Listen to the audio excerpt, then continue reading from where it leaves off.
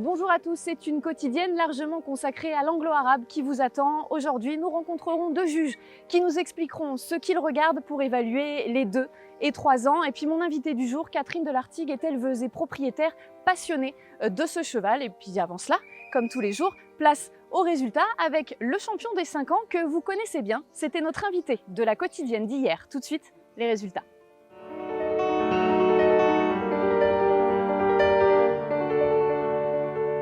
Son grand retour sur le circuit jeunes chevaux, Karim Lagouag repart en champion.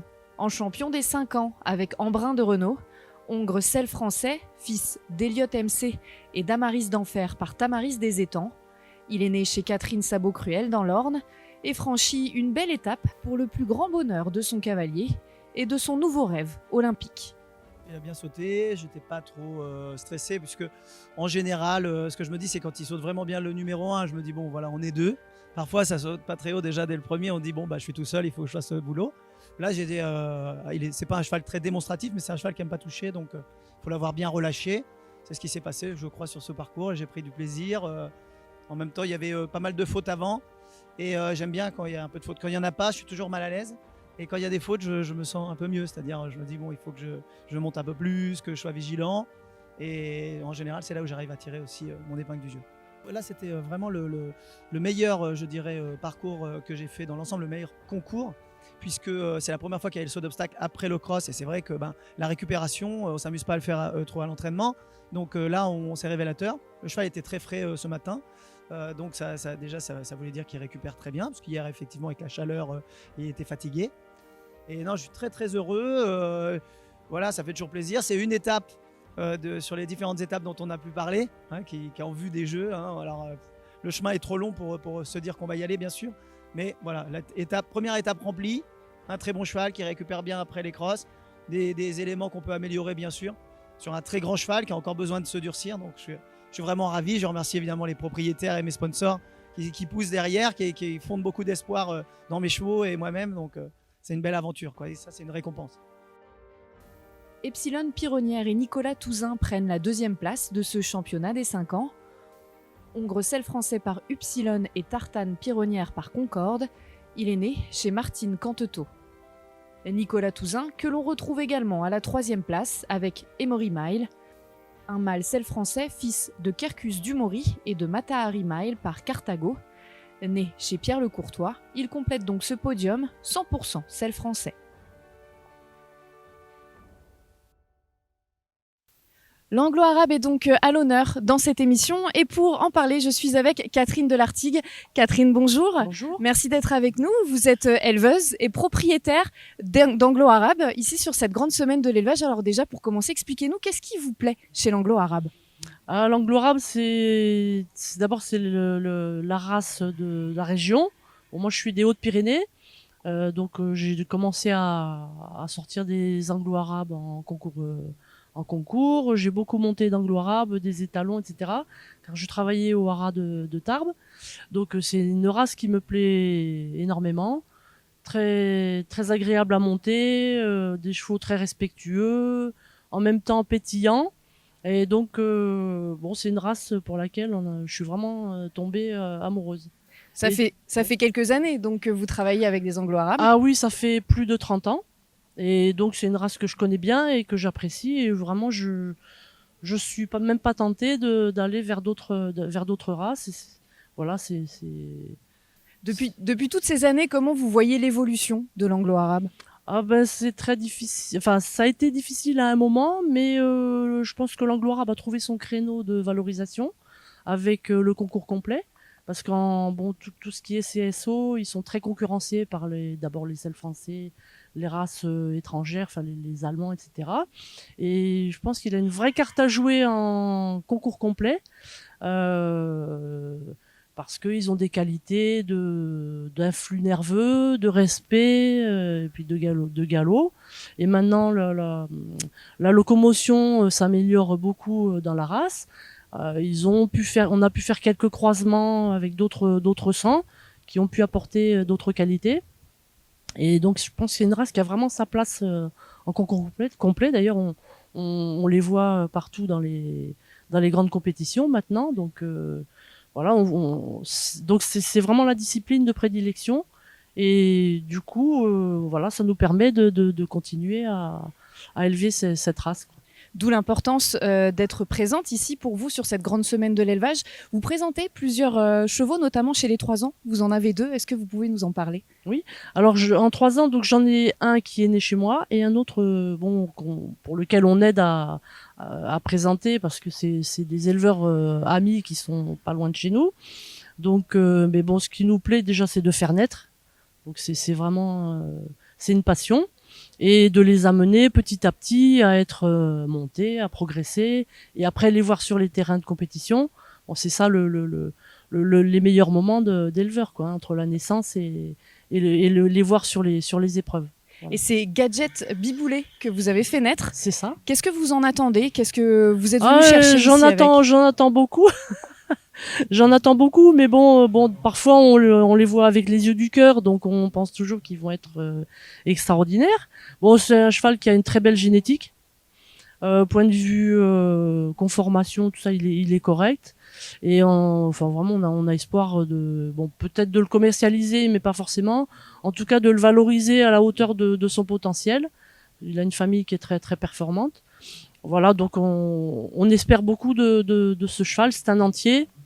On va le présenter à la labellisation. Donc c'est un cheval sur lequel on compte beaucoup. Et puis vous êtes aussi présente sur le cycle classique, notamment en 4 ans avec Velvet Pompadour. Et puis vous suivez aussi 2 chevaux en 5 et 6 ans que vous connaissez bien. C'est important pour vous d'être présent sur ces 2 côtés-là, ici sur cette grande semaine de l'élevage? Beaucoup, parce que c'est une concrétisation de notre travail d'éleveur. Alors Velvet Pompadour, on l'a achetée au domaine de Pompadour alors qu'elle était pouliche, sous la mer. Et donc on l'a fait progresser. Elle est venue, d'ailleurs l'an dernier, à 3 ans, elle était championne de France en modèles et allures. Et cette année, elle fait les 4 ans, de façon correcte, mais bon, c'est vrai qu'il y a du beau monde, il y a des professionnels. Bon, notre cavalière est une cavalière amateur éclairée qui est très à droite. Mais c'est vrai qu'il y a vraiment de la concurrence. Et donc, on compte sur ces épreuves pour faire progresser les chevaux. Et aussi, ça permet de les commercialiser, de les montrer dans de bonnes conditions et sur des belles épreuves. Et donc, ça leur fait prendre du métier, tant au cavalier qu'au cheval. Et donc, pour nous, c'est un très, très bon moment, même si on n'est pas dans les têtes de classement. Parce que c'est une jument à vendre. Vous parliez de commercialisation. C'est ça. Et on peut la retrouver sur le catalogue SHF Market. Tout à fait. Velvet Pompadour, notez-le bien. Alors, qu'est-ce que ça vous apporte niveau commerce de venir ici justement et de présenter c'est une vitrine. C'est une vitrine. D'ailleurs, j'ai 2 autres chevaux que j'ai vendus, qui sont nés à la maison, un en 5 ans et un en 6 ans. Donc voilà, c'est une vitrine. Donc ça permet, il y a beaucoup de cavaliers de haut niveau. Il y a un moyen de les commercialiser et d'avoir ces chevaux-là dans ces belles épreuves. C'est une vitrine pour notre élevage, donc pour nous c'est très important. Et puis vous vous intéressez de très près donc à la reproduction. Oui. Ça veut dire que vous cherchez aussi quelque part à faire évoluer l'anglo-arabe. Comment vous voyez les choses peut-être pour le futur? L'anglo-arabe c'est difficile, c'est une race à petit effectif. Je pense que là c'est une période plutôt positive, alors qu'il y a une époque où ils étaient quand même plus en difficulté point de vue effectif, etc. Il y a une possibilité maintenant de faire des croisements hors de la race, donc ça permet d'avoir un éventail supérieur en étalon. Après, en étalon anglo-arabe, le choix était limité il y a quelques années. Ça commence à s'étoffer un petit peu. Bon, avec la libéralisation de l'étalonnage, maintenant il y a beaucoup plus d'étalons privés, etc. Donc après, c'est à l'éleveur à sélectionner ses étalons. Il n'y a plus de sélection. Enfin, à part comme aujourd'hui, par exemple, la labellisation, ça donne un petit plus aux entiers, si vous voulez, pour faire la reproduction. Et après, c'est à chaque éleveur, en fait, de sélectionner le reproducteur qui convient pour sa jument. Donc voilà, c'est à l'éleveur de faire attention à ne pas détériorer la race, etc. et de bien adapter l'étalon à la jument. Et pour ça, il faut avoir ce métier, passion, cet amour pour l'anglo-arabe. Alors justement, merci beaucoup déjà Catherine d'avoir été avec nous. Et puis nous, on va essayer d'en savoir un petit peu plus sur cette labellisation et sur ce que les juges regardent plus précisément sur l'anglo-arabe. Tout de suite, interview.